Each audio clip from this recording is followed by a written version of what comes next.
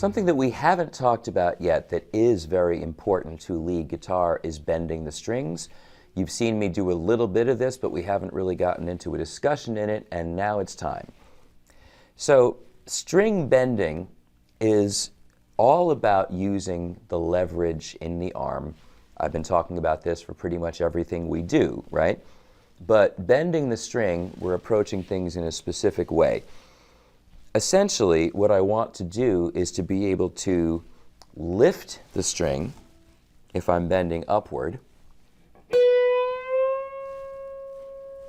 And of course, I have to have a sense of how far do I need to move to get to a target note. Because when you bend a string, you raise the pitch.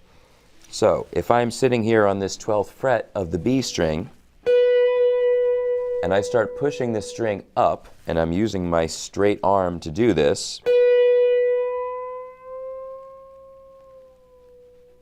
I'm not gauging it yet. Right now, I'm just moving the wire. Remember that the string is a cylinder? We tend to think of it as a straight line, but it's not. It's round, right? So when you are sitting on the string, in a lot of ways, for the bend, we are coming from underneath and essentially applying pressure to what you might call the lower outer quadrant of the string. So if I sit here with 3 fingers resting on that B string, and I've got 3 fingers here just for strength and security, basically, I can feel that I'm underneath the string, and when I lift my arm, I move the string up towards the ceiling. Now my finger is extending a little bit too. This is not just an arm move, because that would look like that, and that's weird also. There is a degree of uncurling the fingers. I would say it's really a little bit of both. There's also an aspect of rotating inwards in the sense that my ring finger is going to do this as opposed to that, right? If I just try to uncurl, I'm going horizontally. That's not going to move the string the way that I need it to. So we are talking about a degree of leaning in.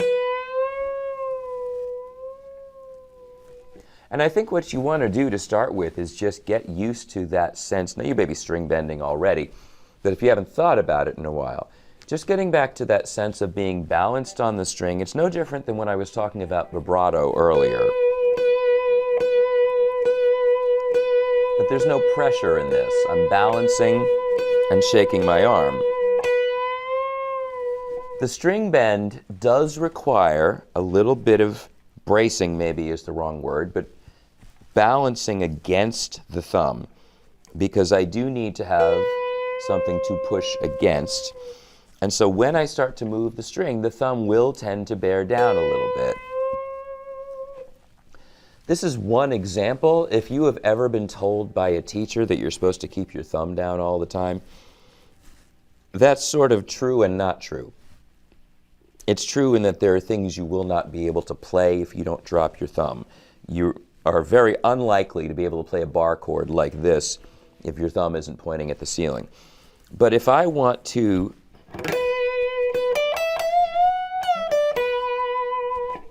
get that kind of sound,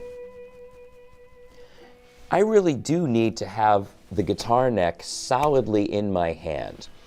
I can't get the pressure and leverage that I need, or at least I can. I mean, I see people doing this.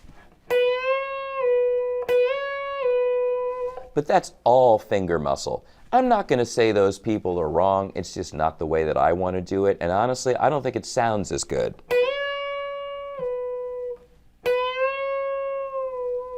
That to me feels a lot warmer, as opposed to, oh, that was pretty good. But yeah, I still like that better. It feels more secure. I've mentioned this point from a couple of different perspectives. That whole business of dropping the wrist and the thumb gets you to a point where you start sacrificing strength as you're going for extension and reach.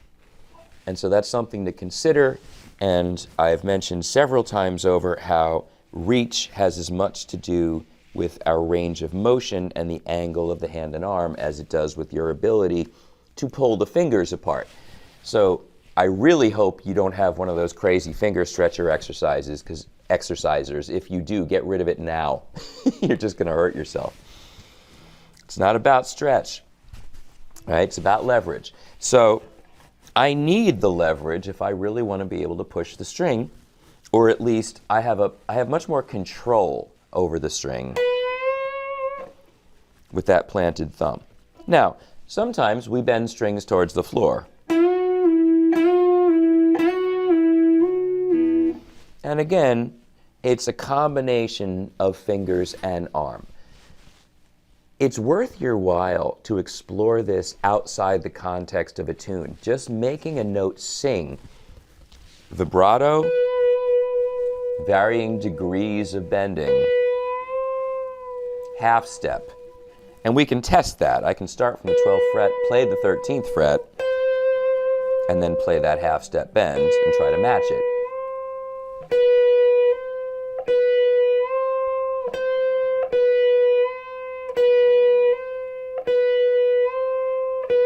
Whole step, 2 frets.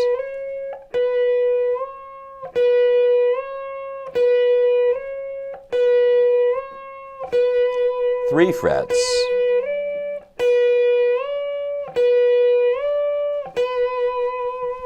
There are certain players that are known for these real wide bends. You hear Buddy Guy doing stuff like that. You would hear Jimmy Page doing stuff like that, who of course got it from Buddy Guy. You hear David Gilmour doing stuff like this.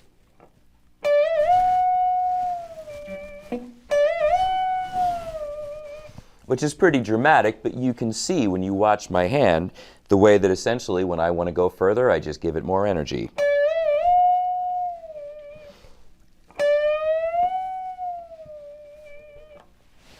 We want to be able to get a half step bend, a whole step bend, and hopefully a minor third, or a step and a half. A lot of tab programs will indicate half step, whole step, step and a half for bend directions.